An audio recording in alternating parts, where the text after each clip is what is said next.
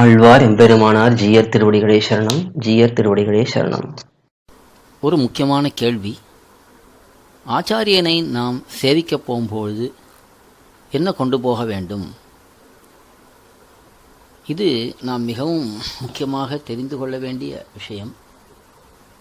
ஆச்சாரியன் என்பவர் நமக்கு எல்லா விதத்திலும் நன்மை பண்ணியவர், பகவானையே நமக்கு காட்டிக் கொடுப்பவர், சாஸ்திரங்களை நன்றாக நமக்கு புரிய வைப்பவர், பகவானிடத்திலே நம்மை கொண்டு சேர்ப்பவர், ஞானத்தை புகட்டி புகட்டி நம்முடைய உண்மை ஸ்வரூபத்தை நாம் அறிந்து கொள்ளும்படி பண்ணி அந்த பகவானிடத்திலே நாம் போய் சேர்வதற்கு முழுக்க முழுக்க உதவியாக இருக்கக்கூடியவர்.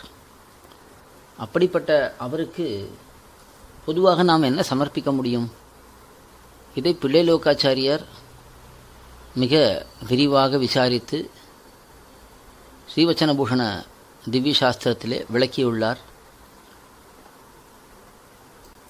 ஆச்சாரியன் பண்ணின உபகாரத்துக்கு நாம் அவருக்கு பொருத்தமான பிரதி உபகாரம் பண்ண வேண்டும் என்றால் அது முடியவே முடியாது.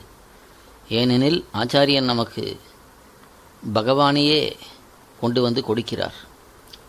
பகவான் வந்தான் என்றால் அவனோடே நமக்கு அவனுடைய நித்திய விபூதி, லீலா விபூதி இரண்டுமே சேர்ந்து வருகிறது. அதுக்கு பொருத்தமான பிரத்யுபகாரம் நாம் ஆச்சாரியனுக்கு பண்ண வேண்டும் என்றால் இந்த பகவானைப் போல இன்னொரு பகவான் இருக்க வேணும், இந்த நித்திய விபூதி லீலா விபூதியைப் போல இன்னொரு நித்திய விபூதி லீலா விபூதி இருக்க வேண்டும்.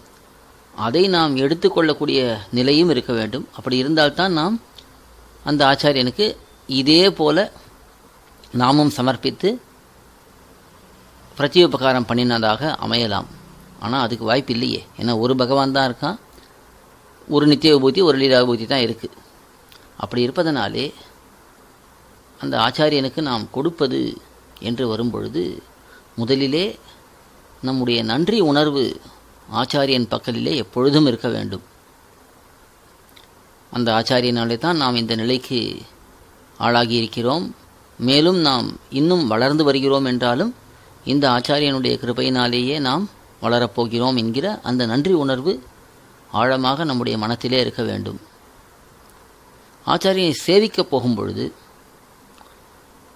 அவருக்கு நாம் என்ன பிடிக்கும் என்பதை முதலே தெரிந்து கொள்ள வேண்டும்.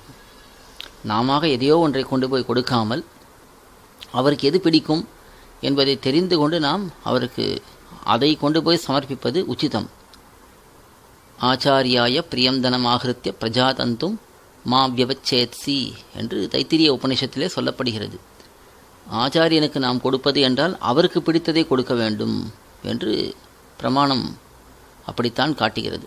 அதனாலே நாம் அடிப்படையாக நம்முடைய ஆச்சாரியனுக்கு என்ன பிடிக்கும் என்பதை தெரிந்து கொண்டு அதை கொண்டு போய் அவருக்கு சமர்ப்பிக்கலாம். அதே போல் அவருக்கு என்ன தேவை என்பதையும் நாம் தெரிந்து கொள்ள வேண்டும். ஏன்னா ஆச்சாரியனுடைய தேவைகளை எல்லாம், அதாவது இந்த உலகத்திலே அவருக்கு வாழ்க்கையை நடத்துவதற்கு என்னென்ன தேவைகள் இருக்கோ அதை முழுக்க பார்த்து கொள்ள வேண்டியது சிஷ்யர்களுடைய கடமை. சிஷ்யர்களாக இருப்பவர்கள் ஒருத்தரை ஆச்சாரியனாக நினைத்திருந்தார்கள் என்றால் இந்த சிஷ்யர்கள் ஆச்சாரியனுக்கு தேவையான அனைத்து சௌகரியங்களையும் பண்ணி கொடுக்க வேண்டும். அப்பொழுதுதான் அந்த ஆச்சாரியன் தொடர்ந்து தான் பண்ணக்கூடிய கைங்கரியங்கள், அது உபதேசங்களாக இருக்கட்டும், அதே போல் சந்நிதியிலே பண்ணக்கூடிய கைங்கரியங்களாக இருக்கட்டும், இதிலெல்லாம் அவர் நிশ্চিந்தையாக ஈடுபட முடியும். அதனாலே ஆச்சாரியனுக்கு என்னென்ன தேவைகள் இருக்குது என்பதை நாம் பார்த்து அதை கொண்டு போய் ஆச்சாரியனுக்கு சமர்ப்பிக்க வேண்டும். முதலிலே ஆச்சாரியனை எப்பொழுது போய் சேவிப்பது என்றால் அடிக்கடி போய் சேவிக்க வேண்டும். ஏதோ என்றைக்கோ ஒரு நாள், வருஷத்துக்கு ஒரு தடவையோ 4 வருஷத்துக்கு ஒரு தடவையோ இப்படி போய் சேவிப்பது கிடையாது. எப்பொழுதெல்லாம் வாய்ப்பு கிடைக்கிறதோ, எப்பொழுதெல்லாம் நாம் நமக்கு ஒரு வாய்ப்பை ஏற்படுத்தி கொள்ள முடியுமோ அப்பொழுதெல்லாம் போய் ஆச்சாரியனை சேவிக்க வேண்டும். ஆச்சாரியனுக்கு நம்மால் ஆனதை சமர்ப்பிக்க வேண்டும். அந்த ஆச்சாரியன் நம்மிடத்தில் எதையும் எதிர்பார்க்க போகிறதில்லை. ஏன்னா அவருக்கு இந்த உலகத்திலே சௌகரியங்களோ அதெல்லாம் அவர் எதிர்பார்ப்பதில்லை. இருந்தாலும் நாம் சிஷ்யர்களாக இருக்கும் பொழுது இதையெல்லாம் நாம் ஆராய்ந்து பார்த்து நம்முடைய கிரகத்துக்கு நாம் எப்படி சௌகரியங்கள் பண்ணிக்கொள்கிறோமோ அதைவிட அதிக முனைப்போடே ஆச்சாரியனுக்கு தேவையானதை பார்த்து நாம் சௌகரியங்களை பண்ணி கொடுத்து அவருக்கு தேவையானதை சமர்ப்பிக்க வேண்டும். இது நம்முடைய பெரியோர்கள் பல இடங்களிலே காட்டியுள்ள விஷயங்களுடைய ஒரு சுருக்கமான தொகுப்பு. ஆழ்வார் எம்பெருமானார் ஜீயர் திருவடிகளே சரணம். ஜீயர் திருவடிகளே சரணம்.